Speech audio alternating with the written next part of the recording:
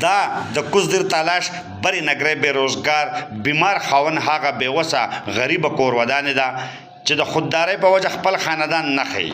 شپږ کاله وړاندې دا زنانه د کوټې د چت نه راغورځېدو سره د ملا مسله پیدا شوي او ګس اړخ ته خپې زخمي شوې وه چې د خپلې غریبۍ باوجود په قرضدار په کلونو علاج سر ګرځولی دی، خو د کینسر شوي زخم علاج د دې خپه د کټ کېدو نه بچ نه کړه. د خپلې خپې دپاره رانمه ډېره زیاته بېوسه شوم، ډېره زیاته مجبوره شوم. د چت نه راپرېوتم، زما ملا هم ماته شوې وه، زما خپه هم ماته شوه. زما خپې ته بیا کینسر ولګېدو، کینسر ورته ولګېدو. بیا هغې له ما 22 اپرېشنه وکړه، کله ورله غوښه ورکوه، کله ورله هډوکې ورکوه، د یو ځای نه راله بل ځای ورکوه، کله ورله غوښې ورکوله، کله چینا غوښې، کله سا، کله سپایانې، کله هډوکې ترې کټ کوه. 22 اپرېشنه په دقه کې موږ ته پوره شولو. بیا اخر دا چې هغه ما ته پکې جټکې وشولې، 2 ډبلې جټکې وشولې. دا جټکو د لاسه بیا نور نه نشی کېدو، نه خپه بچ کېده. ډاکټران وایي چې د دقې خاورې ځای دی، نور هېڅ د دې نه کېږي. بیا هغه خپه ما کټ کړله، ما دغه نه کړله، هغه ما کټ کړله. د دنیا تاوانونه څه ګټه وټه چې مې د خاوند وه هغه ټول پرې ولګېده. د دنیا قرضداري پسې وشو، د دنیا قرض مې پسې وکړو. 40 لک روپۍ خو زمونږ قرض وشولو او هغې باوجود هم زمونږ خپه بچ نه شوله او د ملا اپرېشن ونه شو. ډاکټران وایي چې د نامنه په ښکته به بیا چې دی نو دا دغه کېږي، بیا چې عمر ډېر شي نو بیا پکې د لپي لحال 2 راډونه ولګو.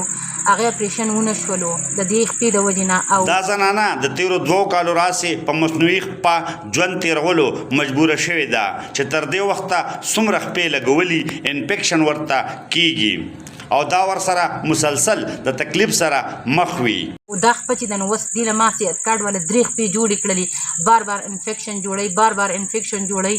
دا هډوکي راله خراب کړو، دې ته اوس وینه جام شوي وه. هغه ډاکټران وایي چې تاسو ته مونږ جرمن خپه لګو نو کم از کم دا 4.5 لک روپۍ به مونږ لیږو، د جرمن نه پې سامان راغواړو. نو کېدی شي چې په هغې په وجه ستا دې خپه کې دا انفیکشن بار بار نه کېږي او د هغې په وجه دغه وشي. زما یو بچی دی، زه پې تعلیم کوم، په هغې زما اوس طاقت نه راځي چې زه په هغې ځان له تعلیم وکړم.